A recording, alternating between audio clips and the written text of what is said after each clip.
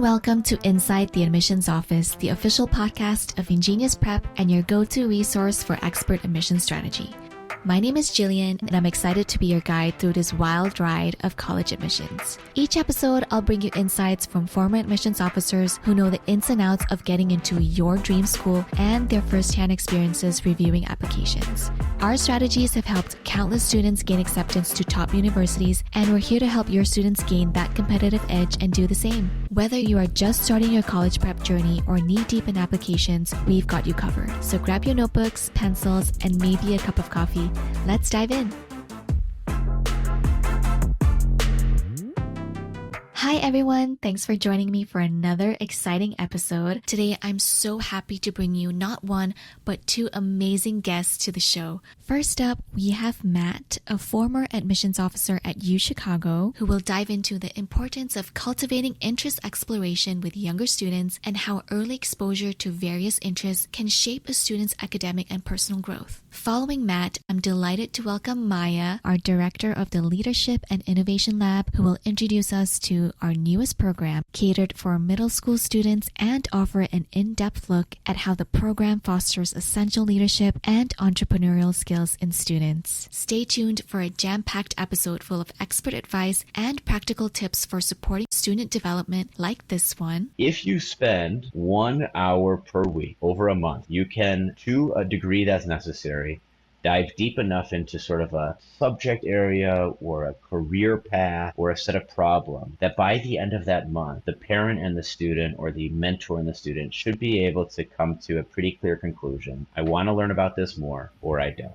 Whatever the area is, the goal is let's expose ourselves to more information utilizing resources like informational interviews, podcasts like this one, summer camps, clubs, magazines, books, YouTube videos. Let's explore beyond the classroom, and then let's narrow in on which area do I want to ask more questions in. And this. At the end of the LIL LEE program, not only do you walk away with a very clear idea of yourself, what you want to do, what you want to study, you also walk away with a custom-made, personalized plan for your own signature project that you can then move on to execute. This signature project should become the cornerstone of your eventual application persona, of your candidacy about 3+ years from now when you do apply to college. That signature project that you would have originally designed in LIL LEE based on your own unique intersection of talents and interests is going to be the cornerstone of your application persona. All right, we have a great episode ahead, so let's jump right in. Hi, Matt. I'm so excited to have you on the show, and I'm really looking forward to our conversation today. Could you kick us off by giving a quick introduction and sharing some background about yourself for our listeners? Yeah, of course. Hi, everybody. My name is Matt Rosenbaum, and currently I serve as the Chief of Staff at Ingenious Prep. I've been in the admissions space for about 12 years. For the last 7 years, I've been working in independent admissions counseling, and I've worked with over 300 students, all of whom have gotten into one of their top choice schools. I've helped students get into the top 30 schools, Ivy and Ivy Plus schools across the natural sciences, social sciences, and humanities. But before working in this capacity, I was an admissions counselor at the University of Chicago, where my primary responsibilities were to recruit and evaluate students for the undergraduate program, also called the college. And it's there where I really learned how and why students get into types of schools like the University of Chicago. I have a degree in philosophy and public policy from Grinnell College, and I've also studied business at the University of Chicago. I currently reside in the city of Chicago, and if anybody would like to visit, I'm also happy to provide recommendations as to what to do. Perfect. Jumping right in, we all know that kids are naturally curious, and in the topic of interest exploration, why do you think it's important for them to explore various options before choosing a path at such a young age? Sure. From a personal standpoint, I think that curiosity is the spice of life. If we don't know how to ask questions and we don't know how to pursue answers to those questions, I think ultimately that leads to an unexamined life and an unexciting one. From a professional standpoint, the reality is that as students get older, they're asked to specialize more. You see this in high school when students are asked to pick classes. You see this in college when students are asked to pick majors or minors. And then you obviously see this as people progress throughout their careers. They're asked to make certain choices as to how they want to spend their time, how they want to earn money, and then also how they want to measure their own success or be productive. The ability for a young person to be curious and to examine their experiences around them, understanding what motivates them, what doesn't motivate them, what they like, what they don't like, how they want to spend their time, what people they want to be engaged with. This is going to have tremendous positive influences as they move forward in their life. So ultimately, if a student or a young person is able to be pushed in the direction that asking questions is a good thing, then they're going to see basically the world become their playground. Interestingly, when I was at the University of Chicago, they had the idea called the life of the mind, which was introduced earlier in the century by the president of the college, Maynard Hutchins. And the idea of the life of the mind is that in your mind, you should be having a good time or having a playful engagement with ideas. And this isn't just a college thing. This isn't just an adult thing. This is a kid's thing. So thinking through problems, thinking through situations, attacking what interests you from many different angles is ultimately going to allow students to be able to know what they like, know what they don't like, and then examine things that motivate them or problems they want to solve. It's going to help them tremendously in the future. Out of curiosity, ideally, at what age should parents start introducing their children to a variety of interests and experiences? That's a good question. At Ingenious, we find that the earlier the students start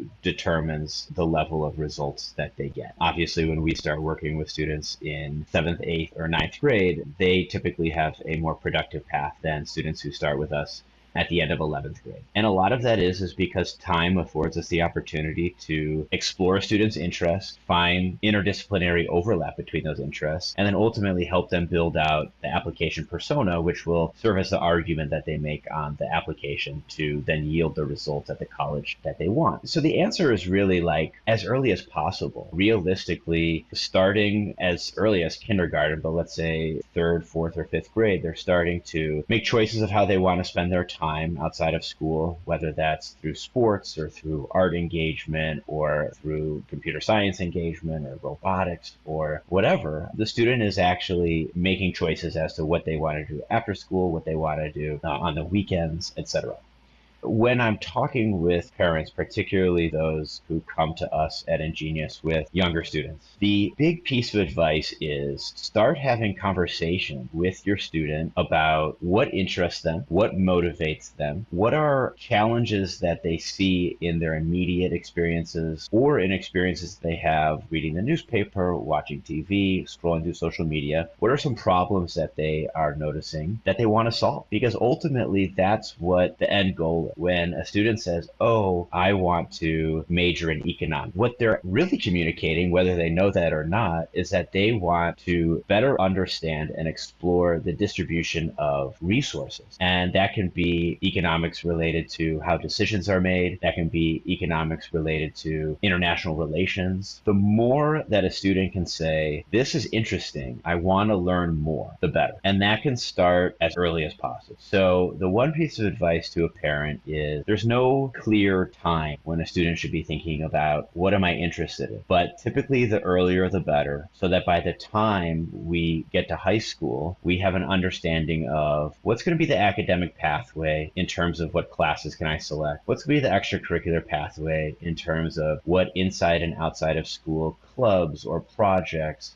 or programs are available to me. And then even if I'm building out my sort of intellectual bank, what books am I reading? What podcasts am I listening to? What professionals am I conducting informational interviews with? That pathway and the questions of what should I do in high school, those answers are more easily given if we're thinking about what interests you, what motivates you, what problems do you want to solve, who inspires you earlier on, 3rd, 4th, 5th, 6th grade. Now, looking beyond academics, what are some essential soft skills parents can help develop early on that will make their kids stand out as strong candidates in high school, no matter what path they choose? Yeah, there's a lot. I think that it relates to building up an extracurricular profile. At Ingenious, we call that candidacy building. There are a few areas that we really want to focus on. I think within the areas that easily translate to what would be measured by a college, I think students at a young age should be focused on developing their leadership and creativity skills. By creativity, ability to think about problems and solutions in ways that either you're not trained to do or in ways other students or people might not think about it. And then in terms of leadership, the ability to be a self-starter, the ability to navigate resources and ask questions, and then get buy-in from other people. So I think in terms of what is most easily translated into the things we talk about at Ingenious, for example, innovation projects, research projects, leadership in school clubs, I think starting developing soft skills in leadership and creativity are going to be a great way for a younger person to spend their time. And obviously that's something that's addressed in our Leadership and Innovation Lab and then our LIL LEE program, which is the program for younger students there. Other areas to focus on that are going to yield tremendous benefits in the long run are things like communication skills, adaptability, teamwork, resiliency, and then also self-discipline and time management. It may seem like a lot, but the reality is that they're all correlated to one another. For example, somebody who's a great leader and who's focused on their leadership skills is also great at time management because they're able to balance different priorities. They're also very effective at communicating because they're able to communicate across constituents, get buy-in, persuade people to do what needs to be done to achieve a common goal. That also has, of course, teamwork in it as well as adaptability. So all of these skills can be built through conversations with parents. Participating in teams, for example, team sports yield a lot of these soft skills. Volunteer projects do as well. But in terms of the clearly translatable skills from junior high to high school, creativity and leadership are key. In terms of lifelong skills that should be started earlier, communication, adaptability, teamwork, resiliency, and then self-discipline.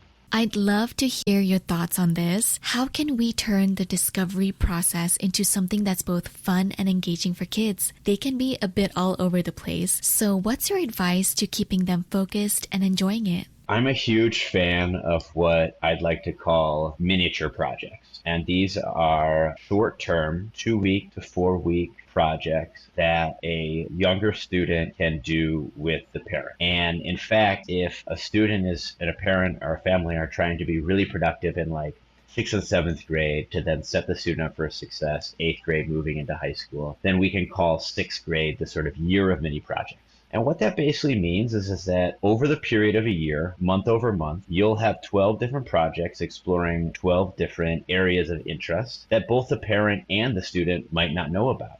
So I would start by saying, okay, what are the areas that you think are cool, or what are some of the major issues that you think are interesting? So for example, let's say that a 6th grader says, okay, you know what? I really want to be a doctor. And then they say, what's also really interesting, finance and business, because I like watching Shark Tank. And then the third maybe is, but I'm also really interested in global warming. And I'm really concerned about the degradation of the ozone layer. Okay, fantastic. So now we've got 3 areas to explore, and we've got what could be 3 months of a mini project. So let's say we start out with the, I want to be a doctor pathway. How could we start thinking about that? Let's start thinking about that as, well, what's the most easily accessed source of information? We all have doctors. There are doctors in our community. And if not, we can easily Google a doctor. Why not, over that period of time, once a week, set up an informational interview with doctors or somebody in medical school or somebody related to the healthcare field? So over that 4 weeks, you would have conducted 4 different informational interviews. Each one is a phone call or a Zoom call that takes 15 to 30 minutes. You ask the person in healthcare a set of standardized questions. Then the student is responsible for aggregating that information, digesting it, and then the parent and the student can talk about what does it actually mean to be in healthcare? What does the educational path look like from high school to undergrad to medical school to residency to maybe fellowship? What are the different areas of specialty? Obviously, it's much different to be a dermatologist than it would be a radiologist. What are some of the pros and cons of being in that field from a journey perspective as well as an actual practitioner perspective? Okay, after a month of informational interviews and talking about that, now let's have a larger conversation. Is this something I'm actually interested in learning more about? If the answer is yes, great. Let's put that on the back burner and we'll figure out another pathway forward after we do the next 2 areas of disciplines mini projects. If the answer is no, you know what, I really don't want to be in school until I'm in my mid-30s, then we move on. Now, the second area of business is, okay, I'm super inspired by Shark Tank. I think I want to be a businessman. Okay, cool. How can we design other miniature projects? Maybe we can read a book together. Maybe we can read a book about entrepreneurship. Maybe we can read a book about trading and investing. And if I'm a student and I'm reading a book alongside my mom or my dad, then that means that our dinner table discussions revolve around what we've been learning. Maybe we actually might also want to engage in like an artificial stock trading game. These are available widely online. Maybe we should do that together and then see again, do I like this? Am I curious about learning more? The third area, environmental science. What really bothers me? Well, we actually live, let's say, next to a set of lakes, and I'm super concerned about agricultural runoff. Okay, is there a series of YouTube videos that I can watch that from a surface level or a cursory level teaches me about agricultural runoff and pollution in the environment? If you spend 1 hour per week over a month, you can, to a degree that's necessary, dive deep enough into sort of a subject area or a career path or a set of problems that by the end of that month, the parent and the student or the mentor and the student should be able to come to a pretty clear conclusion. I want to learn about this more, or I don't. And after a year of doing that, or 6 months of doing that, we just continue to narrow in on, you know what, I have a lot more questions within healthcare. You know what, I have a lot more questions within business. You know what, I have a lot more questions within history. Whatever the area is, the goal is let's expose ourselves to more information utilizing resources like informational interviews, podcasts like this one, summer camps, clubs, magazines, books, YouTube videos. Let's explore beyond the classroom, and then let's narrow in on which area do I want to ask more questions in. And then we design a whole nother set of interest exploration to then continue narrowing in, so that by the time we hit high school, we have a clear set of interests, potentially interdisciplinary interests, and then that's when we can start focusing on the candidacy building program. I really love the idea of mini projects. I think there's such a fantastic way for students to explore their interests, all while having fun and being productive with their parents. Speaking of which, parents always want the best for their kids, but I'm curious to know, what are some common mistakes parents make during those early middle school years, and how can we avoid them? The most common mistake I see, particularly within our group of clients, is a hyperfixation on a long-term outcome. And those long-term outcomes fall within two categories. Long-term outcome number one is I need to go to a specific school. For example, I must go to Harvard, I must go to Stanford, I must go to UPenn. The second area of hyperfixation is focusing on something that happens to the student or something the student does when they're 40 years old. I want to be a doctor. I want to be a lawyer. I want to own my own business. If we hyperfixate on an outcome that is clearly down the road, what we undercut is the clear understanding that, number one, we are adaptable beings and we must adapt to our skill sets, our circumstances, and our interests. But it also limits the opportunity for the student to actually be pursuing something that their skill set might be more in tune to. It doesn't preclude somebody from being in specific industries or solving problems. For example, if a student says, I really want to be a doctor, you might say, why do you want to be a doctor? And they might say, I'm really interested in helping people. That's fantastic. There are so many ways to help people that doesn't require you to be a doctor. It can be inside of healthcare. It could be outside of healthcare. The major pitfall is when a parent is sitting with me or one of my colleagues and the students in junior high or high school, and they say, okay, we need to go to Yale, and then we need to be a corporate attorney. That totally undermines the idea that this is a process of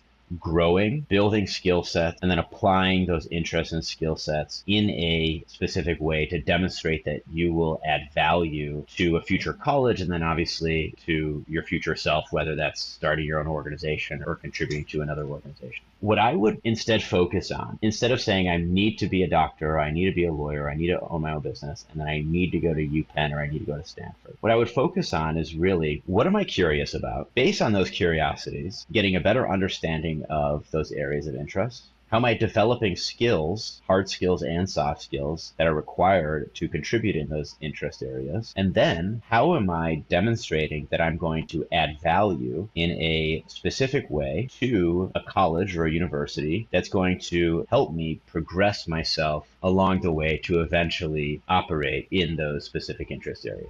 So for example, let's say there's a student who is interested again in environmental science. I'm interested in environmental science because I am very concerned about the weather patterns. I'm very concerned about hurricanes and fires and natural disasters. Okay, great. What are the areas of interest that you're most concerned with? Let's say, for example, you're mostly concerned with localized movements that communities can do to promote sustainability. Okay, why are you interested in that? I'm interested in that because I don't think that I am going to affect mass scale factory production. I'm not going to affect what's going on with car production and CO2 emissions, but I think that at a localized level, I can really help. Okay, great. Let's focus on that. You can volunteer to clean up parks. You can get an internship at a local nursery to understand plant growth and how to nurture plants. You can do online courses about greenhouses and how you can create sustainable greenhouse movements. You can then start a local nonprofit that fundraises to build greenhouses for sustainable plant growth or food production. Now all of a sudden you've become this greenhouse environmental person that then you can go add value to another organization because of all the skills you've developed. It's a process. Families want to span the entire alphabet of A through Z without going A, B, C, D, E, F, G. At Ingenious, we plan out paths. We say, great, you're in 8th grade and you want to achieve certain goals. We're not going to go just fly on a jet plane specifically to that goal as fast as possible. Rather, you're going to meet with your counselors every couple of weeks, and in between those meetings, there are going to be specific small milestones to accomplish so that over time, we can achieve those goals. But the hyperfixation on the end game creates a tremendous amount of pressure, undermines the fact that we can be adaptable, our interests may change, that we need to develop skill sets, and that the circumstance of the environment around us is actually changing. What it took to get into Harvard or Yale or UChicago this past application cycle was different than it was 4 years ago. So we need to be adapting to be changing. So the fixation on interest exploration, skill building, adding value specifically in your community, that's what we should be focused on, not on specific outcomes. I think you've made an excellent point about risks on fixating on long-term goals. Encouraging students to explore their interests and develop skills in a more flexible way seems like a much healthier approach. On a related note, mental health is a key part of navigating this journey. What's the most important thing parents can do to support their children's mental well-being during their formative years? I think that there's a lot of things that a parent can be thinking about. Number one is understanding what resources are available for their student and not being afraid to take advantage of those resources, whether those be things like coaching and training or summer programming, or whether those be therapy or other sort of health resources. I think is step number one, being okay with what is. Number two, and I think this is probably more important, is that being okay with failing or being okay with not doing well is also okay. If we go back to the mini project that I was talking about earlier, the whole point of the mini project is to basically say yes or no. If you say no, it's not failing. It's not saying, oh, I failed to understand what this is. I'm not good enough to do it. No, it's saying, I'm not interested. I'm going to spend my energy elsewhere. Early on, 6th, 7th, 8th grade, understand the resources available, being okay with taking advantage of the resources, and then also being amenable to failing or not doing well. That's the best way to approach supporting a student. Because if you're okay with failing, then you're okay with remediation programs, you're okay with trying new things, you're okay with taking risks. And ultimately, the more risks you take, eventually the more success you'll have. So I think that those are probably the two key suggestions that I would offer. Thank you so much, Matt, for sharing your expert insights with us today. Now, I'm thrilled to welcome our next guest, Maya, who will dive into our latest initiative, the Leadership and Entrepreneurship Exploration program. This exciting new program is part of the Leadership and Innovation Lab, which Maya leads, and is designed to support younger students in exploring their academic interests, all while developing their leadership and entrepreneurial skills.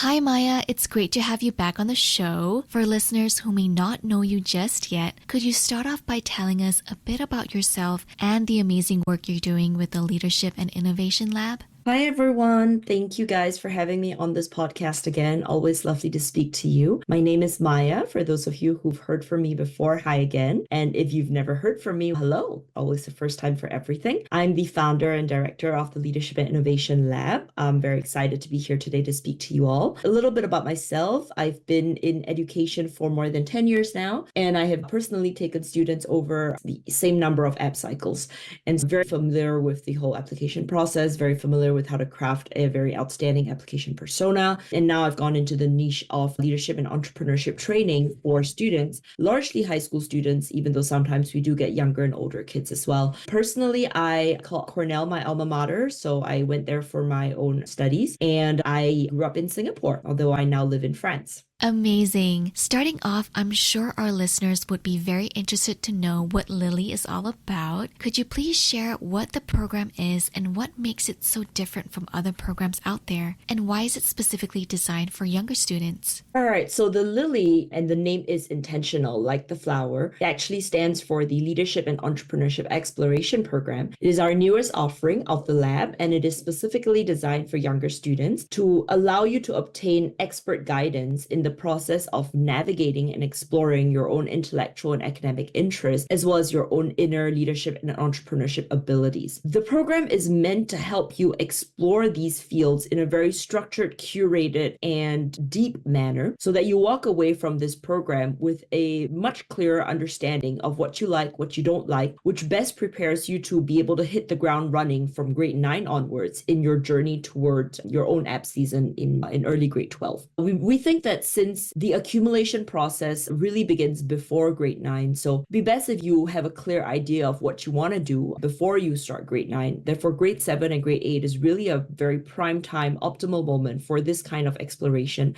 Hence why we've designed this LIL LEE program for younger students to help them in that process.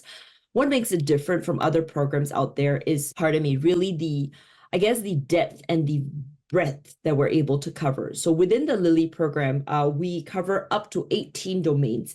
Now, I think that our students have very diverse interests, and I don't know of any other program out there that is able to offer expert and professional guidance and mentorship in up to 18 domains, and as well as combined with individualized attention from our lab's instructors, even in the group format. So I really think that joining this LIL LEE program will be a very enriching experience, very fulfilling time. More important than that, at the end of the LIL LEE program, not only do you walk away with a very clear idea of yourself, what you want to do, what you want to study, you also walk away with a custom-made, a personalized plan for your own signature project that you can then move on to execute. This signature project should become the cornerstone of your eventual application persona, of your candidacy about 3+ years from now when you do apply to college. That signature project that you would have originally designed in LIL LEE based on your own unique intersection of talents and interests is going to be the cornerstone of your application persona. Speaking of children with different personalities, we all know that some are natural-born leaders, but what about the quieter, more introverted students? Can the LIL LEE program help these students develop their leadership skills and find their own unique strengths? Now, of course, we understand that children are different. Everyone has different innate qualities, and it is far from my desire to judge all students by the same metric. Some children are perhaps louder, some children are quieter. It doesn't mean that one is more of a leader than the other, not at all. We do believe in helping students develop their own innate leadership style, their own intrinsic entrepreneurial qualities based on what their natural inclinations are. So for students who perhaps consider themselves more introverted, we would show them how introversion does not equal to lack of leadership ability. That's actually a very common misconception, in at least that I've come across in my own mentorship experience of students. Many seem to think that, oh, just because I don't enjoy public speaking, I'm therefore not made to be a leader. This is untrue. In any given student project, for instance, there's obviously the CEO, there's also CFO, COO, there are many different leadership positions, all of which require different skills. Just to give you a very simple example, someone might be in charge of outreach in a certain project. If you're in charge of marketing and outreach, presumably, yes, you should generally enjoy speaking to people. You should generally enjoy, to some extent, the spotlight in order to be able to fulfill that outreach role. However, there are also other kinds of leadership roles. For instance, CFO, for instance, someone who looks at the finances. Now, I hope you'll believe me when I say this, that I don't think that being good at public speaking or being interested in networking is required at all for a CFO role. What this role requires is someone who is very meticulous, someone who is highly responsible, someone who can look at the numbers and make sense of them. That is a different kind of leadership skill. So this example, hopefully to illustrate to you that there are many different avenues in which you can demonstrate your natural leadership proclivity or entrepreneurial tendencies. And we do not think that it's a one-size-fits-all solution at all. Hence why we've brought in leadership and entrepreneurship experts in the LIL LEE program. These are actually covered in the first 2 or 3 weeks, actually, to help students uncover what their natural inclinations are and what might be some ways that would suit them better based on what their natural proclivities are that might suit them better to demonstrate their own abilities without following the standard line. This seems like a power-packed program. Can you walk us through how the LIL LEE is structured to deliver impactful results in such a short time frame? I'll be happy to walk you through the 8 weeks of the LIL LEE program. Now, it is action-packed, it is power-packed. You're not wrong about that. But I think that it's also designed very systematically and very intentionally in such a way to ensure that it is conducted at a digestible pace while at the same time packing a punch. The format of the program is recorded lectures. Students will review, watch the recorded lectures, do the assigned homework from the experts. Now, this homework workload is not overwhelming at all. It's been designed with younger students in mind. So the amount of work that will be assigned is actually very feasible, very manageable. So after these lectures from experts, students will then attend the corresponding live seminar by LIL instructors. So it goes lecture, live seminar, lecture, live seminar. So you'll do the lecture, you'll watch the lecture in your selected domain. Remember, we said up to 18 domains that you can choose from. You'll watch the lectures in your selected domain, and then you will attend the corresponding live seminar talking about what you've just learned. So that is a very intentional reinforcement process because the LIL instructor will go through the lecture content with you, make sure that you've understood, make sure that you know what you then need to do to act on what you've just learned. And what's special is even within the group program, we have personalization possible. So even within the group program, students will be able to choose to varying extents domains that they personally are interested in. And then even in the group program format, they will receive one-to-one time with the LIL instructor in order to cover the domains that they personally have chosen. So I think that's a very special offering. This kind of one-to-one time and live mentorship by our instructors is also what allows us to guarantee to you that you'll walk away from the LIL LEE program with a personalized signature project design, signature project plan that you can then go on to put into action, which will then become the cornerstone of your eventual college application persona. Fostering leadership is fantastic, but does LIL LEE cover other areas of personal development too?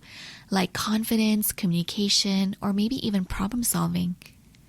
Now, fostering leadership and entrepreneurship skills is obviously a cornerstone, a key goal of the LIL LEE program, but we also, of course, cover other areas of personal development, things like resilience, things like independent thinking, things like problem solving, things like communication. Now, these things may not necessarily be covered in structured lectures because I'm sure you can see my logic when I tell you that these intangible, not so black and white skills, it's harder to touch on these in a lecture format. These are usually more honed in a teamwork format, in a hands-on activity format, in a process of building, of formulating, of refining your own signature project plan. I'm sure that you will face hurdles, obstacles that will require you to improve on your independent problem solving skills in order for you to be able to communicate your ideas precisely and accurately to your LIL instructor. That requires you to beef up your communication skills in order for you to stand your ground and insist on something that you want in your signature project that requires confidence. So in that we may not specifically on paper, black and white cover these skills in some kind of lecture format, but the design of the LIL LEE program very intentionally ensures that these are all personal development skills, personal development areas that students will end up benefiting from. Now, this is a hypothetical situation. What if my child doesn't yet understand what entrepreneurship is? Can LIL LEE introduce and guide them through the basics? Now, we may have some parents here who are thinking, let's say my child is really young. Of course, grade 7 is still very young, doesn't quite understand the concept of entrepreneurship yet. Can you help? The answer is yes. We did not design this program with any kind of prerequisite in mind. We're not expecting 7th graders or 8th graders to be extremely, spoken for in terms of their resume already before we accept them to this program. That's untrue. We accept all students at all stages of development or familiarity with leadership and entrepreneurship concepts within this age group, let's say.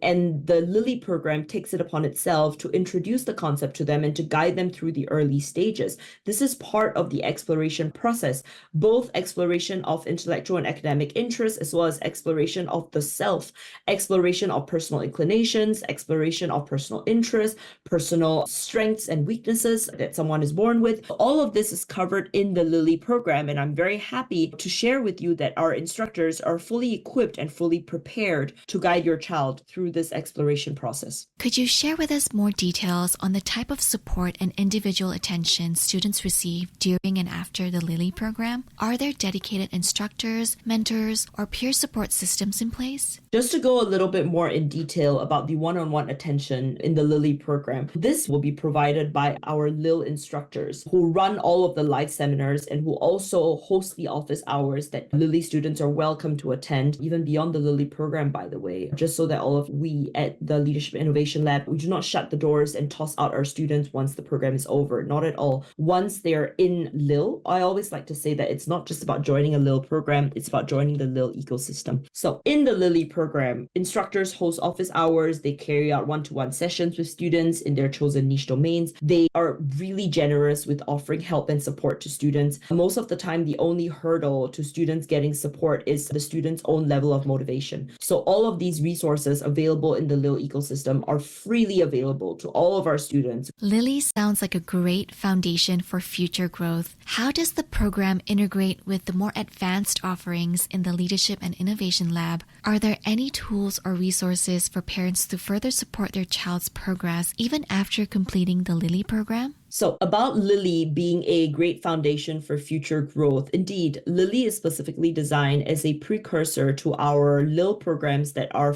usually meant for older students. So remember when I said that students leave the LIL with a custom-made, personalized signature project plan based on everybody's unique intersectionality of talents and skills. What are you supposed to do with that plan then? The thought here is that you would take that plan and you would continue in the Leadership and Innovation Lab ecosystem and you would attend our LIL intensive or LIL extended program that are usually meant for older students, grade 9 and above, and you would put that plan into action, because these LIL programs that are targeted at older students are very much execution oriented, very much hands-on, very much meant to help you set up those precise projects of which you already have the plans. So you can see here that the LIL flows naturally into the LIL intensive or LIL extended program, and it is designed this way to ensure that from exploration, from academic intellectual exploration of self, from development of personal strengths, leadership and entrepreneurship qualities, all of these exploration and development processes that take place around grade 7 and grade 8, that is the start of this accumulation journey, then feeds very naturally into the older LIL programs, which helps you to actually hands-on put those plans into action and build something of your own. Then the LIL ecosystem also helps you amplify, grow, elevate what you've built, ultimately leading up to us having an extremely successful signature project that you can then put on your Common App, on your college application, that becomes that cornerstone that I keep talking about and that really helps you stand out in this increasingly competitive admissions landscape.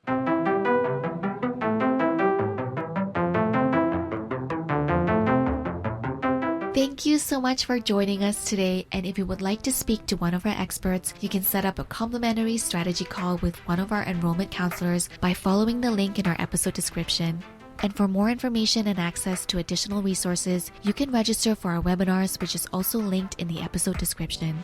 If you have any questions or would like to request a topic for a future episode, you can email me directly at jillian.yong, that's JILLIAN.YONG@ingeniusprep.com. Thank you for listening to another episode of Inside the Admissions Office, and don't forget to follow the podcast so you're notified every time a new episode is available. That is all for now, and I hope this was helpful for everybody tuning in, and we will see you in the next episode.